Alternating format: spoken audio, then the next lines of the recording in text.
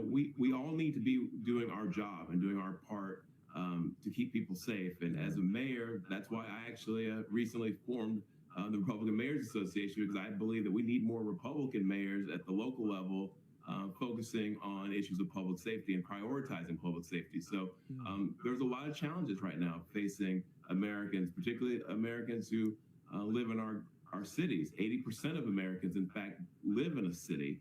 And so I do believe that add the border to the list of things that are currently challenging our security in this country.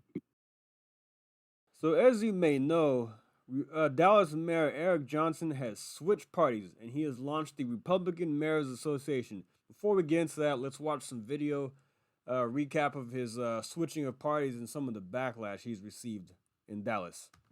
Now we move to the political climate going on in Dallas right now. City Council, technically it's nonpartisan, but that did not stop this man, Mayor Eric Johnson, from changing his party affiliation from Democrat to Republican. There's been a lot of backlash about that, including today during his first council meeting since he made that announcement. So our Steve Pickett was there, and he takes us inside what happened. Dallas deserves better. Cardell Coleman spoke to a mayor who was not present this afternoon. Mayor Eric Johnson led the morning session of this month's city council meeting, but when the chair of the Dallas County Democratic Party stood to speak, Mayor Johnson remained absent. There were hundreds, maybe even thousands, who have worked hard to elect you. I've heard from many of them regarding your political change. You have betrayed their trust. That political change came from Mayor Johnson's nationally published declaration. He is a Democrat no more. Mr. Johnson's touting of a reduction in violent crime, a call to lower taxes and build more parks under his first term as mayor, garnered re-election as a Democrat for a nonpartisan seat in Dallas. But this came last week. Johnson writing for the Wall Street Journal saying, "The future of America's great urban centers depends on the willingness of the nation's mayors to champion law and order and practice fiscal conservatism, and that has the characteristic of the GOP." So now he's a Republican, and Johnson critics at City Hall today pushed back. And say a lot of people from the left feel like he defrauded voters, even though it is a nonpartisan position. They feel like he defrauded them by switching to Republican Party, but it's not a surprise. He's for lower taxes. He's doing what he can. And he's doing things to really crack down on crime in Dallas and fix the homeless problem. So he feels like his former party does not align with where he stands on certain things, how they become very radical. The Democrats, that is. This seat was not partisan until the mayor made it so. The message is clear. Mayor Johnson must resign. He has defrauded the voters of Dallas. People are enraged. The mayor made no statements about his party affiliation switch, but his old party now has a petition seeking signatures to call for his resignation. In Dallas, I don't think that'll happen at all. This was a few weeks ago anyway. Of course, there's outrage and they're going to want him to resign, but he's going to finish out his term and likely move to a higher office, seek higher office, that is, I think. The thing is, they re-elected him because they liked the job he was doing. Nonpartisan seat, but just because he switched to a Republican, now they're upset. But take that away. You like the job he was doing for the city of Dallas with cleaning things up, or at least getting a better hold on things in Dallas with crime, trying to cut taxes, making more green space under his first term, preserving more green space, I should say. But because there's not a D in front of his name, you don't like the guy now. So I don't know. Anyway, let's keep going here. So he launched the Republican Mayors Association. Republican mayors preserving, protecting, and defending the American dream one city at a time. Our mission: rising crime, growing homelessness, crumbling infrastructure, crippling debt, high taxes. These are the sad realities in too many of America's urban areas today, where 80% of all Americans reside. Democrats occupy the mayor's office in the overwhelming majority of our country's largest urban areas and have for decades. Enough is enough. America needs its cities and towns to be great, and America's cities and towns need mayors who will prioritize the needs of our diverse citizenry. If I didn't say that properly, I'm sorry. Well-funded, not defunded police and fire departments expertly maintain streets, beautiful public green spaces, and low taxes on residents and businesses, instead of virtue signaling and wasteful spending on poorly conceived government programs. In other words, America needs more Republican mayors, and that's where the Republican Mayors Association comes in. In service to our communities and nation, the RMA is dedicated to promoting smaller, more efficient, more transparent, and more accountable municipal government and upholding the safety and security of our citizens by electing and retaining Republican mayors who share these values. We passionately support strong and effective law enforcement and staunchly oppose efforts to defund or dismantle the police by advocating for the election of Republican mayors who will champion limited government interference, free markets, fiscal responsibility, smart growth, and individual liberty. We are working to ensure that every city and town in America is safe, vibrant, and prosperous. Embracing the complexity and diversity of our nation's cities and towns, the RMA is committed to sharing best practices, mentoring and supporting current and future Republican mayors, and upholding conservative principles at the municipal level. So what it sounds like to me is he is likely aiming for higher office, maybe a governorship here in Texas. He has the experience of running a major city here in Texas, one of the biggest cities in the United States of America with a population of about 1.2, 1.3 million.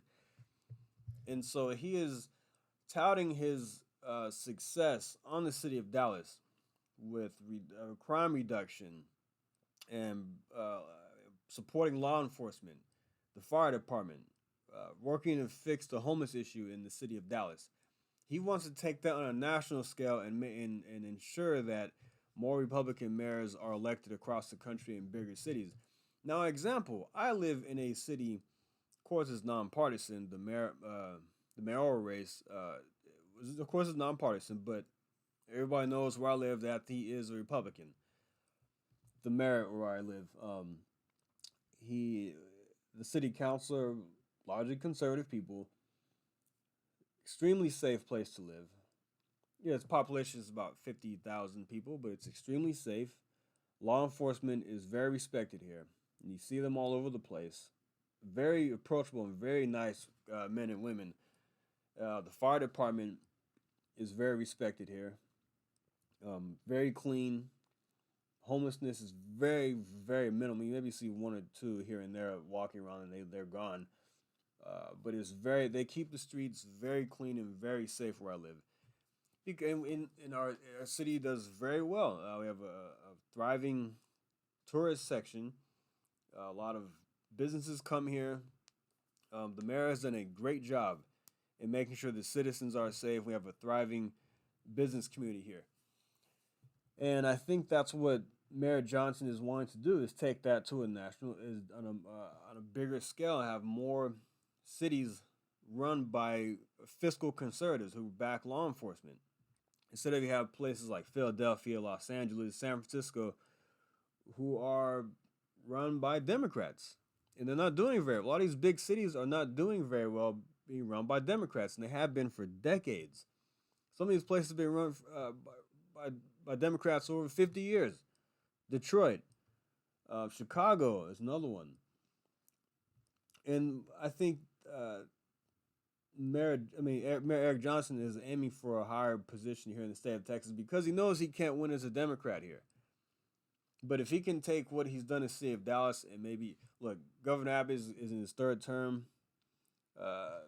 Eric Johnson would be, I'm not saying he should run for governor. I don't know. We'll see what happens. But if he's looking to go into a higher role, he may be looking at a state senator's office or something like that. But the next logical step, in my opinion, would be a governorship for him. That's just my opinion. And he can tout the success that he's had in Dallas. Now, 27 of the top 30 of the top 30 cities, America's 30 most dangerous cities are run. Okay, of USA's 30 most dangerous cities, 27 are run by Democrats. Now we have New Orleans, Baltimore, Birmingham, St. Louis, Milwaukee. The list goes on and on. Now, of course, Jacksonville flipped over from Republican to Democrat. Jacksonville, Florida, and then Dallas switched from. Dallas is up there. Yes, Dallas does have crime problems despite some of the improvements there. Eric Johnson's out his switch, so it's now in Republican control. But then you take a look at places like Fort Worth here in Texas, which in my opinion has done a much better job on crime, and it feels safer in my opinion when I go to Fort Worth, and it's cleaner. It seems like it's more put together, a better run city in my opinion. The city of Fort Worth, I would pick any day to live in Dallas, and I used to live in Fort Worth, and I still feel very safe when I go there for the most part. Dallas, I don't really like going there. But another interesting fact here, 14 of the cities with the highest murder rates have George Soros-backed or George Soros-inspired rogue prosecutors. There were 2,554 homicides in those 30 cities through June 2022. In the 14 cities with Soros-backed rogue prosecutors, there were 1,700 homicides, representing 68% of homicides in the top 30 homicide cities in the United States. So, almost half of these places have rogue DAs, and the majority of homicides come from these places where they are backed by Soros DAs. And yes, as I said, 27 of these cities have Democrat mayors. So when they say that, oh, this is a red state problem, this is the top murder rates come from red states. Look at Alabama is run by a Republican, Missouri has a Republican governor, Ohio. But then what they don't tell you is when you dig in a little deeper, these cities in these states are run by Democrats, these big cities. Like I said, where I live is a very conservative place. But then you look at Austin, bigger city run by Democrats, and they have major problems. Houston, run by Democrats, they have a lot of crime. But if you take what these more conservative politicians, the conservative city governments have done in these smaller places, they've done a great job. I can go on and about certain more cities where I live, where they have done a great job and kept things safe and clean, and it's thriving, a good place for families, a good place for business, and they're run by conservatives. There are multiple cities I can think of around where I live. Another interesting fact here, party affiliation of the 100 largest cities in America. Let's see, 63, here it is. 63 of the 100 largest cities had a Democrat mayor. An average of 28 cities had a Republican mayor. And of course, they have some independents, but this is what Mayor Eric Johnson is alluding to. These big cities need more conservative leadership, because our cities and towns in this country should be something we should have a lot of pride about. A lot of countries take pride in their big, beautiful, major cities, world-class cities. Look, you don't want to go to Detroit. You can't. Places like Detroit, on a bigger scale, let's see, Philadelphia is disgusting, full of crime, full of just lawlessness. You take a look at places like Los Angeles, and it's trash. It's disgusting. I haven't been to LA in over 4 years because I know the homelessness, and I just don't feel safe when I go there now. We need our cities to thrive and be a place where people feel comfortable living in, booming economies, clean streets, green spaces being preserved, a place where people can feel proud of calling home.